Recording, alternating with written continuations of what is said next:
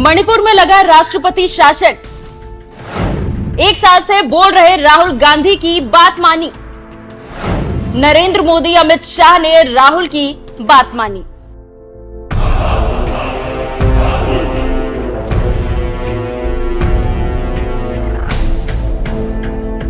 नमस्कार, news express देख रहे हैं आप। आपके साथ मैं हूं खुशबू राय। मणिपुर हिंसा की आग में आज भी जल रहा है और कारण है आरक्षण। आरक्षण की आग ऐसी फैली कि आज तक इस राज्य में दंगा रुका ही नहीं और कहने को युद्ध रुकवाने वाले मोदी हाथ पर हाथ धरे बैठे हैं। ना ही पुलिस कुछ कर रही है और ना ही सेना, और विपक्ष चिल्ला चिल्ला कर थक चुका है। फिर भी मोदी काम नहीं कर रहे। लेकिन आखिरकार विपक्ष की मेहनत रंग लाई और मोदी शाह को राहुल गांधी के सामने झुकना ही पड़ा। अब जाकर अपनी ही सरकार की नाकामी पर मणिपुर में बर्खास्त करके राष्ट्रपति शासन लगा दिया गया है और इसी को कहा जा रहा है आखिरकार मोदी शाह को राहुल के सामने झुकना पड़ा है। लेकिन ये क्यों हो गया और क्यों मोदी शाह को झुकना पड़ा, हम आपको विस्तार से बताते हैं। जी हां, मणिपुर में 2 समुदाय मैतेई और कुकी के बीच हिंसक झड़प आज भी जारी है। लेकिन ये राहुल गांधी का ही कमाल है कि मोदी शाह को अपनी ही सरकार को बर्खास्त कर राष्ट्रपति शासन लगाना पड़ा। 22 जनवरी 2024 को अयोध्या में राम मंदिर उद्घाटन कर बीजेपी सत्ता पाना चाहती थी, लेकिन समारोह से 1 हफ्ता पहले राहुल गांधी ने मणिपुर से ही अपनी भारत जोड़ो यात्रा शुरू की थी और पूरे लोकसभा चुनाव में मणिपुर का मुद्दा उठाते रहे। राहुल गांधी पहले भी मोदी को मणिपुर जाने और लोगों से बात करने का सुझाव देते रहे हैं और बीरेंद्र सिंह के इस्तीफे के बाद भी वही बात दोहराई है। राहुल गांधी का कहना है कि हिंसा और जान माल के नुकसान के बावजूद प्रधानमंत्री नरेंद्र मोदी ने बीरेंद्र सिंह को मुख्यमंत्री बनाए रखा। लोगों की तरफ से बढ़ते दबाव, सुप्रीम कोर्ट की सख्ती और कांग्रेस के अविश्वास प्रस्ताव की वजह से बीरेंद्र सिंह इस्तीफा देने को मजबूर हो गए और इसी को विश्लेषक कह रहे हैं कि मोदी शाह को राहुल ने फैसला लेने पर मजबूर कर दिया।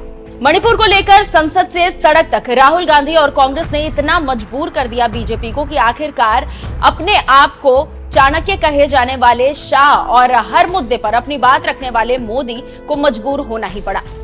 मैं मणिपुर गया और मणिपुर के कैंप्स में मैंने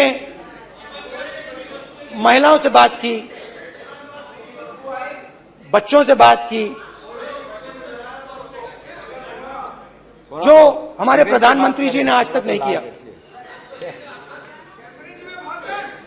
एक महिला मुझे कहती है, मैंने उनसे पूछा, बहन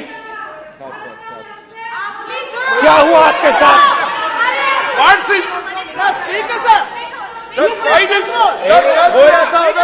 एक मंत्री बोल रहे, एक मंत्री खड़े होके बोल रहे, एक मंत्री खड़े होके ऐसे कर रहे, एक मंत्री खड़े होंगे तो पूरे सांसद खड़े होंगे यहाँ पे, पूरे सांसद खड़े होंगे यहाँ पे।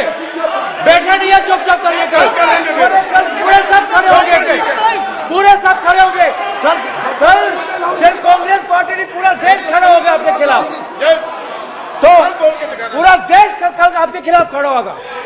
मैं बहुत सारी महिलाओं से बात किया, मगर मैं आपको 2 उदाहरण देना चाहता हूं। एक महिला मुझे कहती है, मैंने कहा